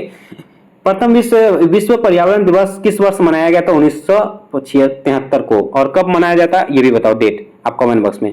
किसी श्रृंखला में प्राथमिक उपभोक्ता होता है? ये शाकाहारी। उसका नेक्स्ट कहा जाता है किसी क्षेत्र के सभी जीव तथा वातावरण के अजैविक कारण संयुक्त रूप से क्या कहलाते हैं? परितंत्र कहलाते हैं। और परितंत्र में जैव घटक का उदाहरण निम्न में से कौन है? पादप। प्राकृतिक परितंत्र निम्न में से कौन है? जंगल, है ना। निम्न में से कौन द्वितीय उपभोक्ता है? मछली। समुद्र जल का लवणीकरण भारत में पहली बार किया गया था गुजरात में। भूमि निम्नीकरण में निम्न में कौन सा कारण नहीं है? निम्न करना है वृक्षारोपण। वृक्षारोपण जो है भूमि निम्नीकरण का कारण नहीं है, है ना। और कहा जाता है निम्न में से वनों के आर्थिक महत्व के अंतर्गत क्या नहीं आता है? क्या नहीं आता है ये आपका यहाँ यह जलाशयों की सुरक्षा करते हैं। ठीक है, ये सब आप देख लीजिएगा। ग्रीन हाउस प्रभाव में कमी के लिए किस गैस को उपयोगी माना जाता है? कार्बन डाइऑक्साइड को माना जाता है। संयुक्त वन प्रबंधन JFM की स्थापना पहले कहाँ की गई थी? ये पश्चिम बंगाल, वेस्ट बंगाल में की गई थी। आगे बढ़ते हैं हम लोग। अब आगे हैं, कहा जाता है अधिक बारी करो तो तली में एकत्रित करने के लिए उपयोग किया जाता है कास्टिक सोडा का। और कहा जाता है निम्न में से कौन धूसर मृदा के लिए सत्य नहीं है? इस मृदा में कोई भी फसल उगाई जा सकती है। और कहा जाता है वेस्टलैंड यानी कि बंजर भूमि विकास के लिए राष्ट्रीय प्रयास के अंतर्गत निम्न में से कौन नहीं है? प्रशिक्षण योजना। ये सब हैं, तो आप PDF से देख के रिवीजन कीजिए। भारत में वन आच्छादन का कुल भौगोलिक क्षेत्र कितना है? लगभग 24.39%। निम्न में से एक गैर लकड़ी आधारित वन उत्पादन कौन सा नहीं है? जानवरों का खाल और हड्डियां। और कहा जाता है 1901 में भूमि पर 23.8 करोड़ लोग रहते थे और देश की पारिस्थितिकी और आर्थिक आवश्यकताओं को पूरा करने के लिए कितने प्रतिशत वन आच्छादन होना चाहिए? 33%। कहा जाता है जीवाश्म ईंधन जैसे कोयला से जो हम ऊर्जा प्राप्त करते हैं वो क्या है? गैर परंपरागत ऊर्जा है। उसी प्रकार नेक्स्ट कहा जाता है आपका निम्न में से कौन सा अधिवास के विनाश के कारण में से नहीं है? कार्बन डाइऑक्साइड का उत्सर्जन। PDF से आप इसका रिवीजन करो भाई, बहुत इंपॉर्टेंट है, बहुत इंपॉर्टेंट है। ऐसे सब आप PDF जरूर लीजिएगा भाई, जरूर लीजिएगा। आप इधर उधर तो फालतू चीजों में तो आप इन्वेस्ट करते हो, मुझे समय दीजिए और थोड़ा सा इन्वेस्ट कीजिए मुझ पे। मैं पक्का बोल सकता हूँ आप बेहतर करोगे। ठीक है, एक्सपीरियंस से बोल रहा हूँ, बेहतर करोगे। आप क्वेश्चन का लेवल देख रहे हो, है ना, लेवल ही देख के आप समझ रहे होंगे। और मात्रा देखो ना कितनी संख्या है ना, तो ये भी बहुत बड़ी बात है। प्रजातियों के चयनात्मक विनाश का आदर्श उदाहरण है कबूतर। प्रकृति के प्रति निम्न में से किस एक विचार को पितृसत्तात्मक वर्चस्व प्रणाली के विकल्प के रूप में प्रस्तावित किया जा गया था? मानव केंद्रवाद। ठीक है। और एनविस का मुख्य केंद्र स्थित है दिल्ली में। आप एनविस के जितने भी केंद्र हैं आप उनका नाम एक जगह लिखो और उसको पढ़ो। कभी कभी पूछे जाते हैं, जैसे दिसंबर 2022 में ही पूछा गया था इनमें से कौन एनविस के केंद्र नहीं है। तो आप इसको ध्यान रखेंगे। नेक्स्ट कहा जाता है निम्न फैक्ट्रियों में कौन से ताज ट्रिपीजियम जोन नहीं है? ये मथुरा शक्कर फैक्ट्री ये नहीं है। नेक्स्ट कहा जाता है आपका, नेक्स्ट हो जाएगा आपका साइलेंट वैली नदी संकरी घाटी है कुंथी। भारतीय घास स्थल परितंत्र में जीव सहमति अपनी चरम सीमा पर इस अवधि में होती है सितंबर टू अक्टूबर। नेक्स्ट कहा जाता है निम्न में से कौन सा लाल मृदा के लिए सत्य नहीं है? ये कपास चावल और मूंगफली की खेती के लिए अच्छी होती है, ये गलत है। और कहा जाता है क्षारीय मृदा में सबसे प्रभावी उपचार क्या होते हैं? जीवाश्म होते हैं। ग्रीन हाउस प्रभाव में कमी के लिए किस गैस का उपयोगी माना गया है? कार्बन डाइऑक्साइड को माना गया है। और नेक्स्ट कहा जाता है निम्न में से कौन सा वन अपरूपण के परिणाम के अंतर्गत सही कथन चुने? ये पादपों द्वारा प्रकाश संश्लेषण के द्वारा जोड़ी जाने वाली ऑक्सीजन में कमी। नेक्स्ट कहा जाता है आपका निम्न में से कौन सी काली मृदा के लिए सत्य नहीं है? यह एक लावा प्रवाह से बनी मृदा है और यह उपजाऊ मृदा नहीं है, बिल्कुल ये गलत है। ठीक है, तो आप इसको देखेंगे। पशुओं की प्रजाति के तेजी से लुप्त होने का कारण है पशुओं को पालतू बनाना। निम्न में से सबसे खतरनाक आक्रामक एलियंस प्रजाति है गोल्डन एप्पल। नेक्स्ट कहा जाता है भारत के कितने जैव भौगोलिक क्षेत्र हैं? 10। निम्न में से स्थानीय प्रजाति जो विशिष्ट क्षेत्र में पाई जाती है वो कौन है? एजेंडीरेक्टा इंडिका। नेक्स्ट कहा जाता है कौन सा जंतु केवल पश्चिमी घाटों में ही पाई जाती है? ये स्लोथ यानी भालू, जो आलसी भालू होते हैं। भारत विश्व के कुल ऊर्जा उत्पादन में लगभग कितना प्रतिशत उपयोग करता है? 3%। ठीक है, चलो नेक्स्ट कहा जाता है आपका आर्थिक विकास में प्रति व्यक्ति ऊर्जा मांग की वृद्धि दर निम्न में से किस क्षेत्र में है? आवासीय क्षेत्र में है। ईंधन सेल का उपयोग कहाँ किया जाता है? आंतरिक यान में। नेक्स्ट कहा जाता है भारत में पहली तरंग या ज्वारी ऊर्जा कहाँ स्थापित की गई है? त्रिवेंद्रम में। नेक्स्ट कहा जाता है आपका, नेक्स्ट होगा भारत का सबसे बड़ा तेल उत्पादक क्षेत्र कौन सा है? Mumbai high field. और सबसे बड़ा पारिस्थितिकी तंत्र है जीव मंडल। ये सब पूछे गए हैं एग्जाम में। और नेक्स्ट कहा जाता है निम्न में से कौन सा आनुवंशिक रोग नहीं है? मलेरिया। रिपीटेड है, एग्जाम में भी पूछे जाते हैं। निम्न में से कौन सा रसायन ओजोन परत के क्षय के उत्तरदायी है? क्लोरोफ्लोरोकार्बन। नेक्स्ट कहा जाता है वन संरक्षण अधिनियम किस वर्ष लागू किया गया था? 1980 में। निम्न में से कौन भारत का जैव विविधता का हॉटस्पॉट है? पश्चिमी घाट। ये ध्यान रखना है। टोटल कितने हैं भारत में? 4 हैं। टोटल 18 हैं, तो ये भी जानेंगे। भारत में 4 हैं, चारों के नाम आप जरूर याद रख लीजिएगा। उनमें से एक तो पश्चिमी घाट बता ही दिया। निम्न में से कौन सा तत्व प्रोटीन का एक महत्वपूर्ण घटक है? नाइट्रोजन। एक नवीकरणीय ऊर्जा का नाम बताइए? बायोमास ऊर्जा। निम्न में से कौन सा उत्पादक है? घास। सभी जीव प्रत्यक्ष या अप्रत्यक्ष रूप से किस पर निर्भर करते हैं? रहते हैं उत्पादक पर। और कहा जाता है ग्रीन हाउस प्रभाव के कारण क्या होता है? तापमान में वृद्धि होता है। और कहा जाता है जल प्रदूषण निवारण और नियंत्रण अधिनियम किस वर्ष लागू किया गया था? 1974 में लागू किया गया था। और प्रकाश ऊर्जा को रासायनिक ऊर्जा में कौन बदल देता है? ये हरे पौधे प्रकाश ऊर्जा को रासायनिक ऊर्जा में बदल देता है। नेक्स्ट कहा जाता है निम्न में से कौन अपशिष्ट उपचार की जैविक विधि नहीं है? टंकी और अनुपम में भंडार। उसके बाद कहता है एमपीएन का फुल फॉर्म आप देख लोगे भैया। परीक्षण का पता लगाने के लिए किसका उपयोग किया जाता है? ई कोलाई का उपयोग किया जाता है। निम्न में से कौन सा अपरूपण का कारण नहीं है? वायुमंडल में कार्बन डाइऑक्साइड का बढ़ना। निम्न में से उपभोक्ता ऊर्जा प्राप्त करने के लिए किनको खाते हैं? सभी को खाते हैं। इनमें से सभी को हम लोग खा जाते हैं। निम्न में से कौन मानव निर्मित पर्यावरण है? खेती, है ना। उसी प्रकार निम्न में से कौन सा जीव भू रासायनिक चक्र ग्लोबल वार्मिंग की समस्या से प्रत्यक्ष रूप से संबंधित है? कार्बन। निम्न में से कौन ग्लोबल एक माइक्रोबियल परिघटना नहीं है? माइक्रोबियल परिघटना नहीं है। नाइट्रोजन स्थलीकरण। निम्न में से कौन सी मिट्टी में पोषण तत्वों की मात्रा बढ़ा सकता है? अपघटन। उसके बाद कहता है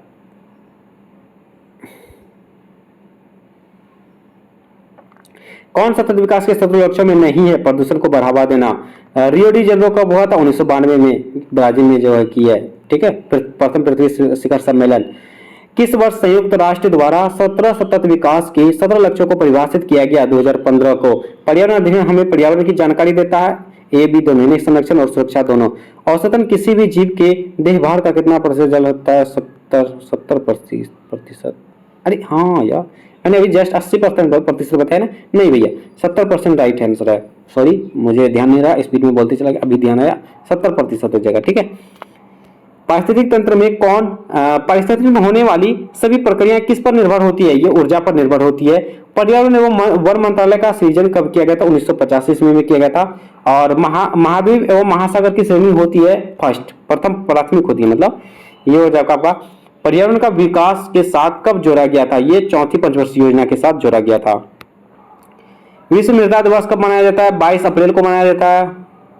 और पर्यावरण की भौतिक संगठन निम्न में से नहीं है, सूक्ष्म जीव नहीं है। व्यापक रूप से पर्यावरण के घटक हैं ए बी दोनों, मतलब जैविक और अजैविक दोनों हैं। जीवों में कौन पोषक तत्व पोषक मात्रा अधिक होती है? वृहद पोषक मात्रा। लोयस का पठार क्या है? पवनकृत।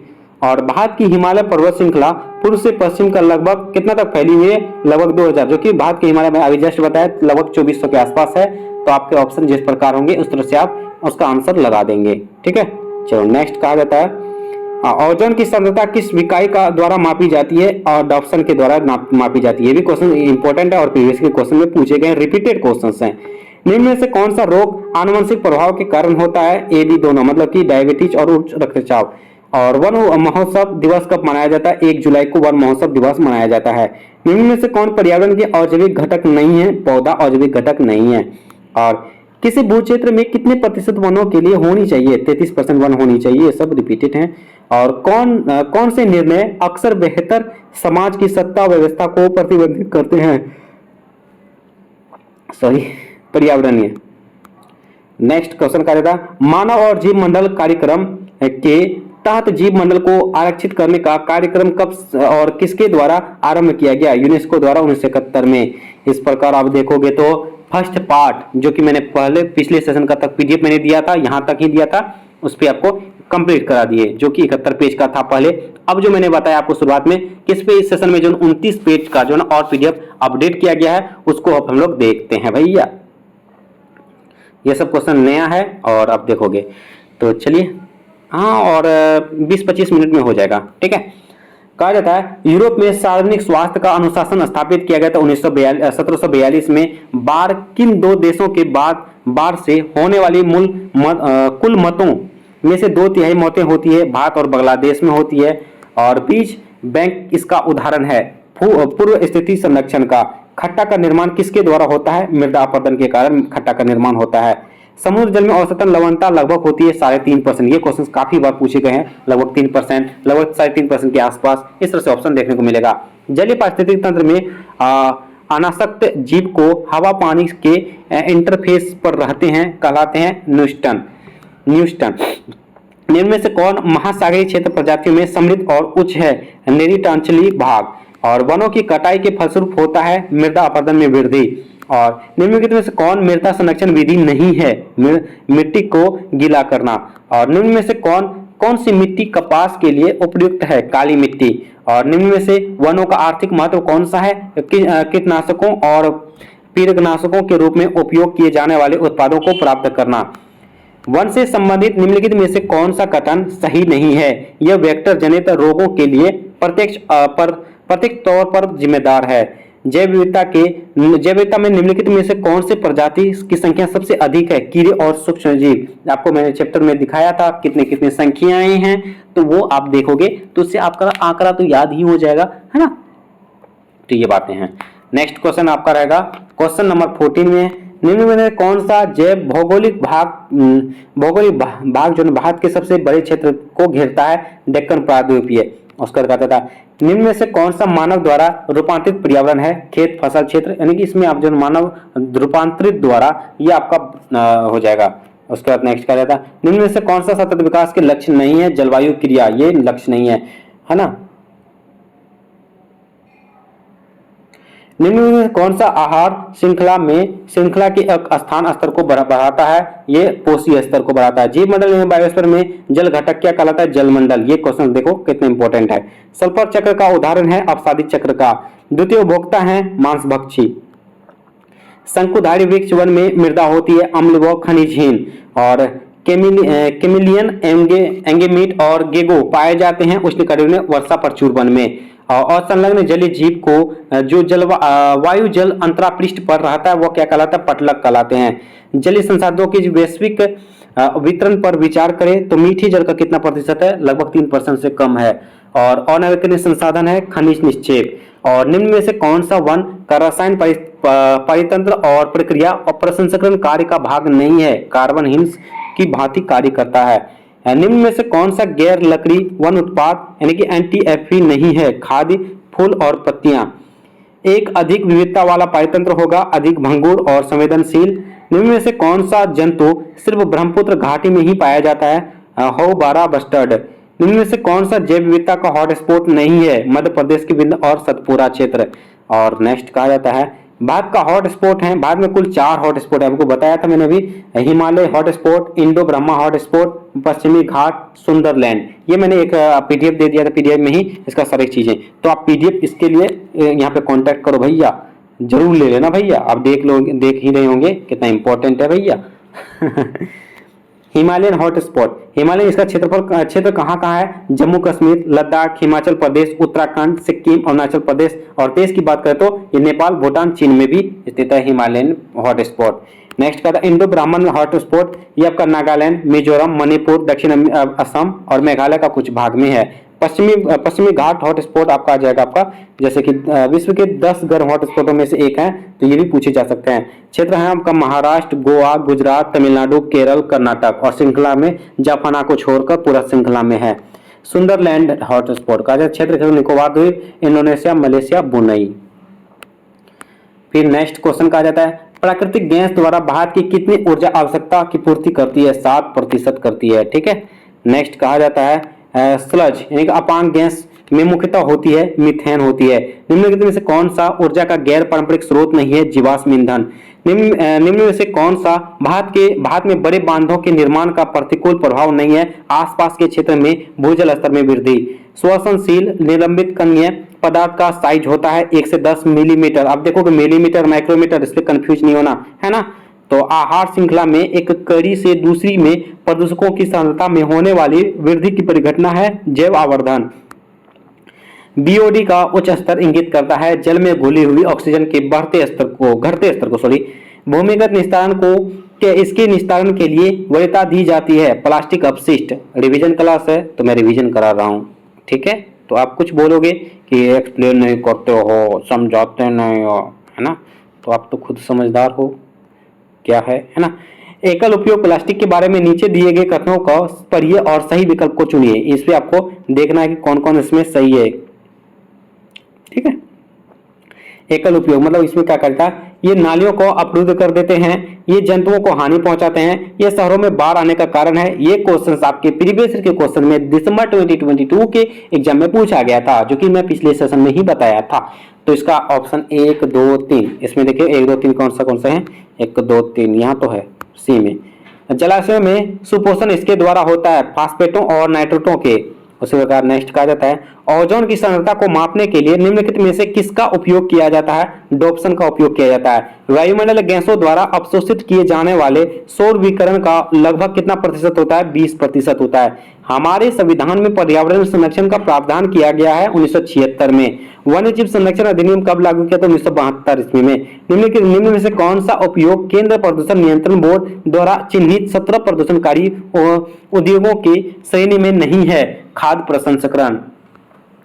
इसका आप मिलान चिन्ह करना है और आपको शुरुआत में भी बताया था चैप्टर वाइज में भी, और इसका एग्जाम में भी क्वेश्चन पूछे गए थे। इसका जो तनाव जो है ना ये मनोविज्ञान से संबंधित है। आवेश जो है ये रसायन से है। ध्वनि और शोर भौतिक है। और एलर्जन जो है ना ये आपको यहाँ जैविक हो जाएगा। ठीक है। तो इसको ध्यान रखेंगे भैया। भारत का निम्न में से कौन सा क्षेत्र भूकंपीय क्षेत्र में नहीं आता है? मध्य प्रदेश और उत्तर प्रदेश का बुंदेलखंड क्षेत्र। चंडी प्रसाद भट्ट संबंध है दिसंबर 2022 के क्वेश्चन पेपर चिपको आंदोलन से। यह शिक्षण या मत की सभी सजीवों के भले ही ये वे जीव उपयोगी हो या ना हो, कुछ मूल्य, महत्व और अधिकार हैं का अभिप्राय है जैव केंद्रवाद। और गैर अंग्रेजी भाषी समुदायों में संप्रेषण के लिए सिर्फ अंग्रेजी भाषा सामग्री का उपयोग करना, इसका एक उदाहरण है भौगोलिक असमानता। नदी की जल धारण क्षमता से अधिक जल का विसर्जन क्या कहलाता है? बाढ़। पृथ्वी पर डैश परितंत्र सबसे बड़ा और सबसे अस्थायी परितंत्र है समुद्री। ज्वारनदमुख तटीय महासागर का एक अर्ध समृद्ध भाग है जिसमें खारा पानी पाया जाता है। कुछ अपशिष्ट नदियों अथवा तालाबों को प्रदूषित करते हैं और अन्य को प्रदूषित और मनुष्यों को विषीकरण करते हैं। भोजन विरोधी समझौते के उद्देश्य की पूर्ति को विभिन्न राष्ट्रों को स्वीकार किया है। मॉडल विज्ञप्ति मृदा में अम्लता अथवा क्षारता के बार बढ़ जाने से उसकी उर्वरता क्या होती है, घट जाती है। एक डॉप्सन इकाई किसके ओजोन की तुल्य होती है, 1 ppb। ठीक है। अधिवास के परिवर्तन का कारण हो सकता है, उपयुक्त सभी हो सकता है। और अपशिष्ट के आयतन में कमी निम्नलिखित में से किस तरीके से की जाती है। अपशिष्ट में आपका उपयुक्त सभी हो जाएगा, इस तरह से ऑप्शन है। आईपीसी की 5वीं आकलन रिपोर्ट कब पूरा किया गया था, 9 नवंबर 2014 को पूरा किया गया था। और पराबैंगनी विकिरण से मनुष्यों की कौन सी बीमारी हो सकती है, सफेद मोतिया और त्वचा का कैंसर दोनों हो सकती है पराबैंगनी विकिरण से। और किस वर्ष पर्यावरण विभाग की स्थापना की गई थी, 1980 में की गई थी। सबसे गंभीर भूकंपीय क्षेत्र जिसे बहुत उच्च क्षति जोखिम क्षेत्र कहा जाता है, जोन 5 को कहते हैं। मैंने चैप्टर वाइज में आपको जो बताया था ना, जोन 1 2 3 4 5 तक, तो वही है क्वेश्चन। चिल्का झील में कौन सी मछली पाई जाती है, डॉल्फिन पाई जाती है।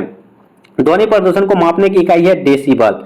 और उद्योगों में उत्पादित होने वाला कुल ठोस का कितना प्रतिशत अपशिष्ट संकटदायी अपशिष्ट की श्रेणी में आता है, 15। और कृत्रिम विनिषेचन उपयोग होता है हाथी में, आपको चैप्टर वाइज में भी इसको मैंने बताया है। पर्यावरण घटक को संदूषित करने वाला साधन क्या कहलाता है, प्रदूषक कहलाता है। जलवहनी रोग कौन से हैं, उपयुक्त सभी हैं। भूमि का उपयोग उसकी देश के अनुसार किया जाता है, उपभोक्ता उपयुक्तता और क्षमता दोनों। और समुद्री जल की औसत लवणता होती है 3.5%।